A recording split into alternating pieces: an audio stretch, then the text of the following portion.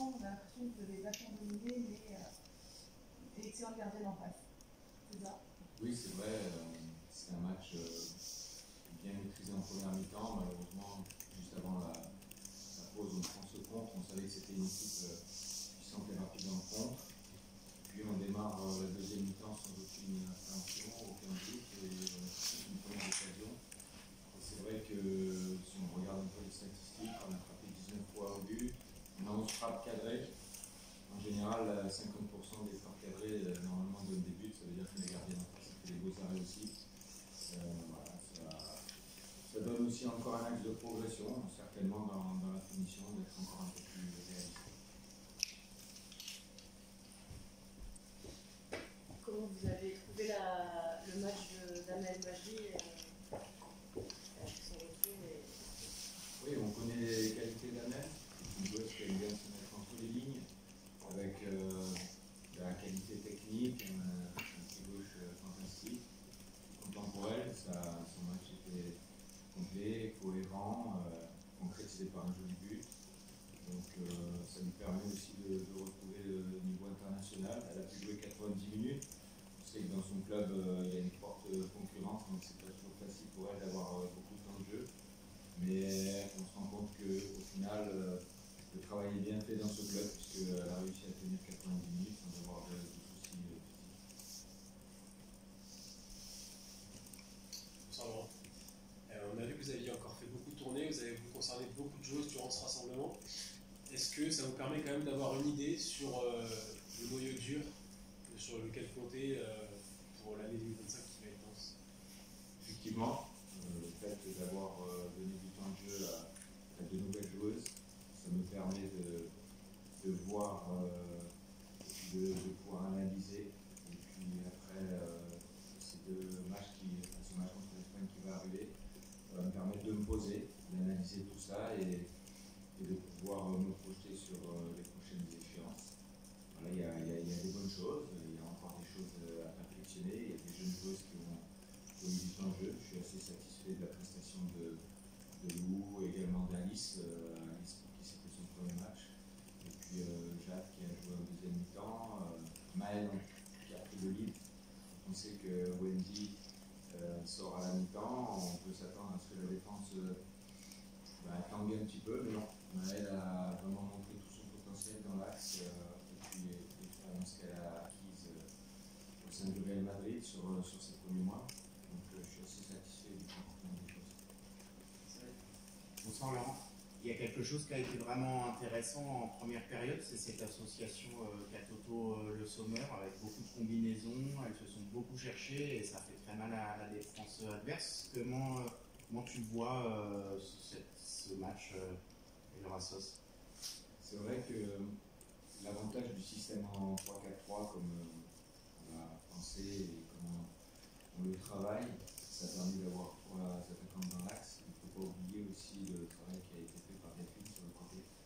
Parce qu'en fait, c'est aussi les permutations dans les courses, vous l'avez certainement remarqué, d'un mouvement entre Delphine, Génie, Marie, et puis le soutien de Grace ou Sandy. Ça apporte une supériorité numérique et ça crée pas mal de problèmes à l'adversaire. Il y a eu aussi le travail défensif qui a été important de la part de ces joueuses. Elles ont respecté à la lettre les déplacements, le positionnement de départ, et puis comment embarquer l'adversaire sur des zones de pression et de densité dans l'axe pour réattaquer plein axe. J'ai trouvé qu'elles avaient fait preuve de beaucoup de synchronisation, d'intelligence aussi dans leurs déplacements et de complicité. Donc c'est vraiment encourageant pour la suite. C'était justement quelque chose qui était peut-être plus difficile ces derniers mois. En plus, elles n'ont pas beaucoup joué ensemble. Comment tu as développé leur association au niveau technique? Disons que je pense que si on se positionne d'un point de vue cartésien, le fait d'avoir trois attaquants plus recentrés, ça facilite certainement les connexions. Et c'est vrai que lorsqu'on joue en 4-3-3, d'avoir des ailières collées à la ligne et une attaquante un peu esselée en pointe, il faut vraiment que le rôle des milieux de soutien et de projection dans la verticalité puisse être effectué. Donc là, c'est un petit peu les mettre, je ne vais pas dire dans un confort, mais les mettre en situation de pouvoir être connectés servir d'appui, mais aussi se projeter. Et c'est vrai qu'avec un peu de simplicité, une bonne synchronisation dans les déplacements et dans les passes, ça devient quelque chose d'intéressant avec ces joueuses. Est-ce que justement vous allez, je rebondis à la question, vous allez vous appuyer sur ce duo et faire le système en fonction de ce duo pour les prochains mois, ou vous allez tenter encore d'autres choses? En fait, vous me parlez d'un duo et je vous ai juste avant cité un trio avec Delphine, mais on pourrait aussi en citer un autre, c'est-à-dire Amel, Marie et puis Eugénie. De la même manière que de l'autre côté, on a eu Amel, Lou et Marie. Vous savez, le plus important dans les systèmes, c'est aussi l'animation qu'on va y mettre. Et j'ai trouvé des joueuses qui étaient vraiment respectueuses des consignes que je leur ai demandées, notamment dans les déplacements, dans les décrochages, dans la projection vers l'avant. On a encore, je pense, une marge de progression pour pouvoir se trouver dans la surface de réparation avec la meilleure opportunité de marquer pour, je dirais, un peu le but que Amel a marqué, ou on va dire qu'il n'y a plus qu'à pousser le ballon au fond, mais disons que c'est déjà de la mettre en situation favorable pour pouvoir marquer. D'accord. Une question sur vous personnellement, vous avez pris vos marques, ça y est, ça fait donc 3 matchs, 2 victoires et 1 défaite. Avant d'aborder la dernière rencontre de l'année, comment vous sentez-vous à la tête de l'équipe de France? Je me sens bien. En général, après une victoire, on se sent toujours mieux qu'après une défaite. C'est vrai que la dernière fois, en finissant le stage, alors que la semaine avait été remarquable, les joueuses avaient fait un travail fantastique.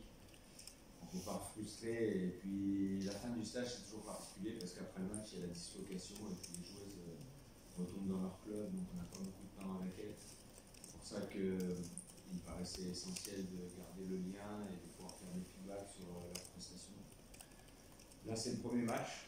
On est sur une victoire, donc c'est intéressant. Il va y avoir un turnover qui va être effectué en prévision du prochain match contre l'Espagne. On va bien récupérer. Demain, on va se déplacer à Nice, prendre nos marques et puis donner le maximum contre cette équipe espagnole qui a gagné 5-0 contre la Corée. Donc, on va prendre le match très au sérieux. C'est un match qu'on sait difficile, mais une belle revanche à prendre par rapport à la finale qu'on a fait en février dernier. Voilà. Jonathan, pour Instinct Foot, on a remarqué qu'au départ, à la sortie de Wendy Omar, le brassard a été donné à Sandy. À la rentrée de Sakina, le brassard a encore changé.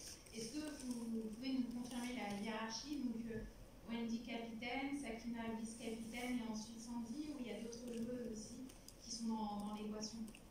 En fait, c'est très simple. Wendy est la capitaine.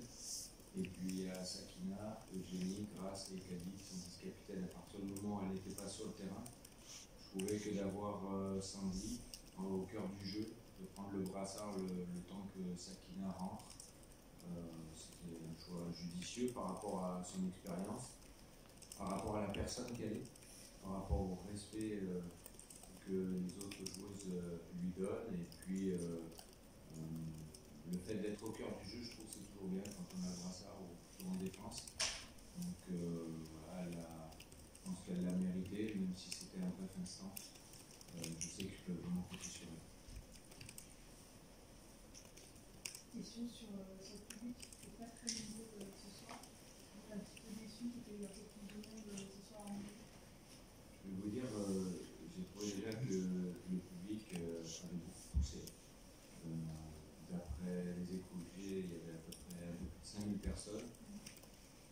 Et franchement, j'ai beaucoup apprécié l'ambiance. J'ai vu beaucoup de jeunes, un public juvénile. Donc c'est toujours intéressant quand dans un stade, même s'il n'est pas forcément rempli à 100%, à partir du moment où il y a beaucoup de jeunes dans le stade, ça leur permet aussi de s'identifier, d'apprécier le football féminin. Il y avait des jeunes garçons, des jeunes filles, et en fin de compte, le plus important, c'est de donner une bonne image. C'est à nous aussi de proposer un football attrayant, gagner des matchs pour attirer les gens de plus nombreux dans les stades. Voilà, honnêtement, il y avait une bonne ambiance et j'ai senti que le public poussait dans les bons moments et aussi dans les moments difficiles où il a fallu conserver le score. Voilà, le public a répondu présent. Oui, bonsoir Laurent, Anthony chez RMC. Je rebondis sur ce que vous venez de dire. Est-ce que vous trouvez que vous avez proposé un football attrayant ce soir, ou est-ce que vous en êtes dans cette marge de progression par rapport à votre projet de jeu? On essaye de. C'est pas toujours facile parce qu'on on sait qu'il y a un adversaire sur le terrain, une équipe du Nigeria quand même qui est solide, qui a des arguments au niveau défensif. Je crois que frapper 19 fois au but avec 11 frappes cadrées, c'est déjà un premier signal intéressant. Effectivement, quand on sort d'un match, s'il y a 4 ou 5 buts marqués, ben, on sort un peu plus satisfait et on se dit qu'on a fait un beau spectacle. J'ai trouvé que les joueuses, en tout cas, avaient joué sans complexe, en essayant de proposer un football offensif avec un pressing haut, avec le souhait de récupérer le ballon haut et de vite l'utiliser dans la transition. On a, je crois, eu 89% de passes réussies. Donc peut-être à nous de prendre un peu plus de risques pour essayer de trouver des décalages et dans les zones de punition d'être un peu plus percutantes. On va travailler sur ça. On a un système de jeu avec 3 défenseurs et vous avez remarqué que dans le couloir, on a des joueuses plutôt offensives, placées hautes. Donc c'est un jeu aussi à risque où parfois il faut savoir temporiser et mettre le pied sur le ballon. Donc alterner dans le tempo entre possession et changement de rythme, c'est encore des choses dans lesquelles on doit progresser. Vous parliez du gros match qui vous attend à Nice dans quelques jours. Est-ce qu'il faut s'attendre au même turnover? Est-ce que vous allez essayer de concerner aussi un maximum de joueuses?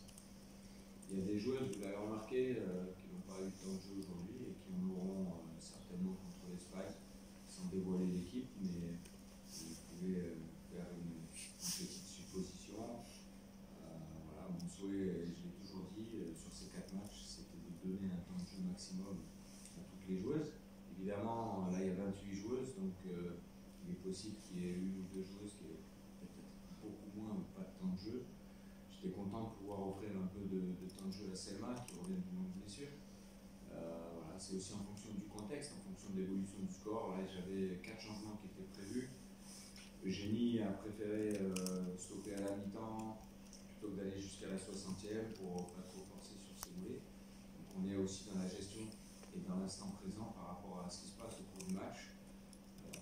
Voilà, il y aura une équipe qui va démarrer, j'ai quelques idées sur les changements qui vont être opérés durant le match, mais je vais aussi être vigilant à la manière dont le match se déroule. Voilà. Toujours.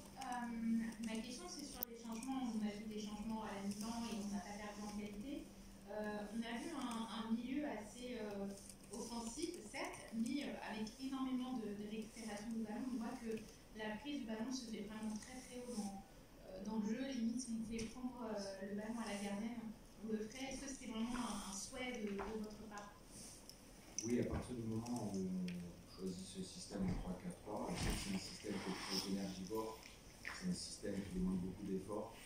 Et comme on a des attaquants qui sont placés hautes pour mettre la pression très haute, forcément, si la première ligne d'attaque est éliminée et que le ballon vient dans la densité au milieu, on a besoin d'avoir 2 milieux qui ont des qualités dans l'impact, dans l'agressivité et des qualités de récupération pour pouvoir se projeter vers l'avant. C'est vrai que Sandy et Grace ont très bien fait en première mi-temps et également Riyad en deuxième mi-temps. Donc c'est essentiel parce que devant une défense à 3, il est important d'avoir quand même des joueuses qui ont cette capacité à grimper sur l'adversaire et à récupérer les ballons. Juste une petite question sur le 3-4-3. C'est un système avec lequel vous pouvez persister, vous pouvez reconduire contre l'Espagne, vous avez envie de tester d'autres choses. C'est un système, comme je l'avais dit au tout début de ma prise de fonction, qui est un système à travailler en parallèle avec le 4-3-3. On a, sur les 17 mois où j'ai été avec Hervé, beaucoup travaillé le 4-3-3 et le 4-4-2 pendant la Coupe du Monde. Donc il était important de bonifier les joueuses sur un système différent, en 3-4-3. Donc effectivement, on est dans une phase de préparation où on a les fondations.